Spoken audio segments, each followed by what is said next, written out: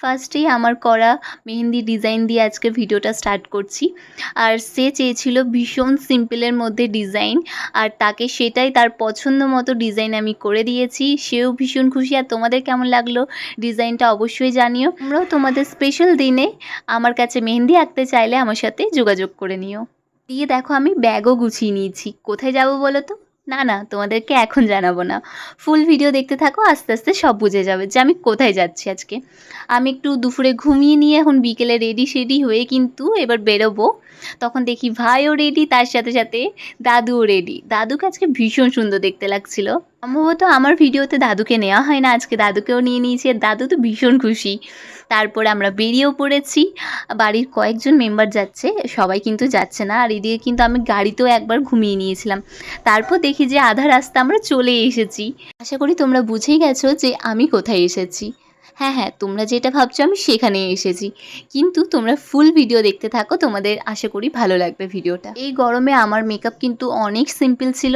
আর সত্যি বলতে আমি সিম্পল সাজতে ভীষণ পছন্দ করি। আর চারিদিকটা এত সুন্দর সাজিয়েছে, আমার ভীষণ পছন্দ হয়েছে। আর তার সাথে সাথে বোনগুলো রেডি হয়ে গেছে সবাই। আর তারপর তোমাদেরকে আমি লেহেঙ্গাটাও আমার দেখিয়ে দিলাম। কেউ কিন্তু এই লেহেঙ্গাটা লিঙ্ক চেয়েও না, এই লেহেঙ্গাটা কিন্তু আমি অফলাইনে কিনেছি।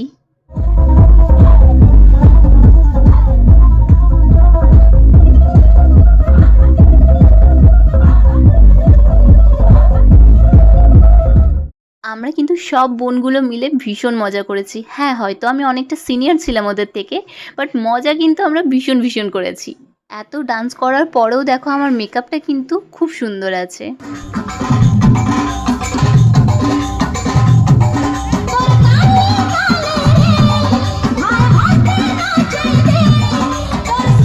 আমরা কিন্তু প্রচণ্ড ডান্স করে নিয়েছি আর প্রচণ্ড এনজয় করে নিয়েছি। তারপর হাঁপিয়ে গেছিলাম, তাই একটু রেস্ট নেওয়ার সাথে সাথে খাওয়া দাওয়া করতে চলে এসেছি, কারণ অনেকটা রাত হয়ে গেছিলো। আর আমার সাথে সাথে সবাই কিন্তু বসে গেছিলো খেতে, কারণ সবারই খিদে পেয়ে গেছিলো, কারণ অনেকটা রাত হয়ে গেছিলো, প্রায় 12:30টার মতো বাজছিল।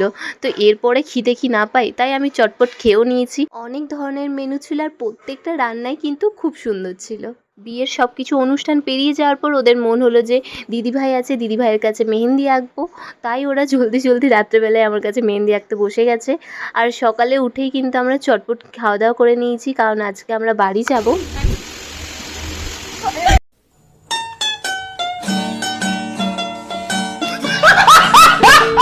রাত্রের বেলায় আমরা তেমন একটা ঘুমোতে পাইনি বলে সবারই চোখে একটা ঘুম ঘুম ভাব ছিল।